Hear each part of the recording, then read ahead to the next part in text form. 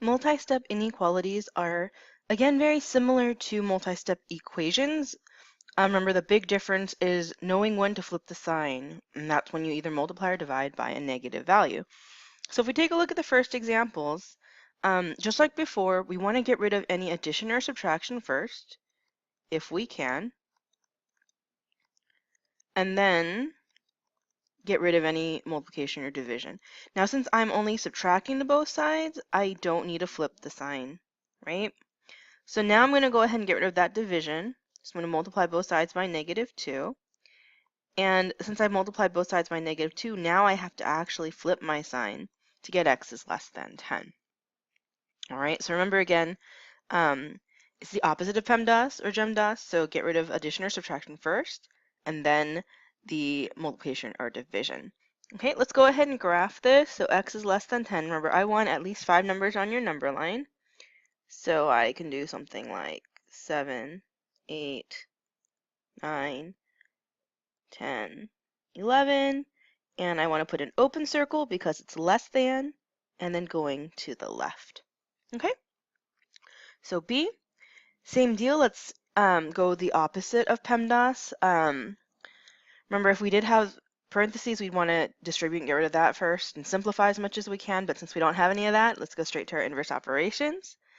And I'm going to go ahead and add 2 to both sides.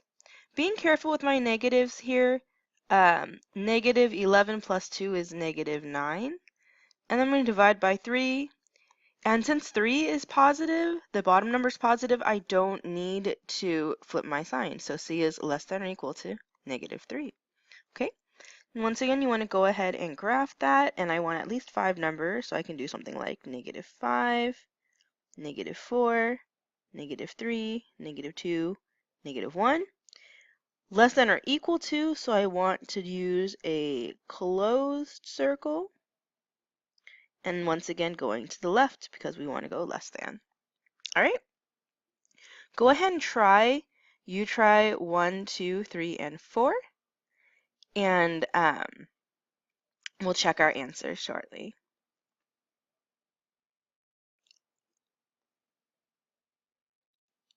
So go ahead and check your answers. I just want to remind you guys, for full credit on your notes, when I collect these from you, you will want the work to go with these. So if you have questions on how to get these answers, ask me in class. The only one I wanted to highlight here is number 4, because v is on the right side of the equation. You can go ahead and solve with the v on the right side and get -3 is less than or equal to v.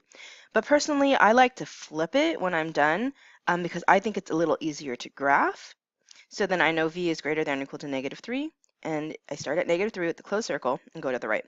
But these two are the same thing. You don't have to have both, but some people do ask what happens when the variable's on the right side, and I want you guys to see you can actually flip it. Okay? Cool. Then let's go ahead and look at linear inequalities with both variables on both sides. And again, very similar to equations with variables on both sides. It's basically the same type of work. First, simplify each side if you can, and then go ahead and pick one of the 4 starting points. You basically want to move all the variables onto one side, and I personally like moving the variables to the right, or sorry, to the left, and then move the numbers to the other side. And again, personally, I like to move it to the right. But it's up to you because you've got 4 different starting points. I'm going to go ahead and start by adding the 6 to both sides.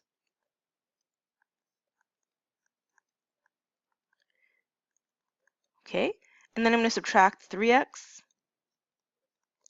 And what I've done is I've just isolated the variable, so I've got all the x's on one side, all the numbers on the other, and then we're going to go ahead and divide. And since, again, I'm not dividing by a negative, oops, I don't need to flip the sign, so I'm going to get x is greater than or equal to 5. Okay? So I'd like you to try 5 and 6. And same deal here, right? If you can simplify in 6 first, go ahead and simplify. Otherwise, you want to move all your x's or a's or whatever onto one side, and then move all the numbers onto the other. And I just realized there's a typo here, so we want to go ahead and put an a after the 10. Okay, so go ahead and get to it. So go ahead and check those answers. Again, If you're not getting these, you want to ask me in class because you need to have the work when I check your notes. And obviously, more importantly, you want to know how to do it. Okay? We'll finish the rest of this in class, special solutions and our word problems. So please come back to class with questions, especially if you're stuck on when to flip the sign and if the inverse operations.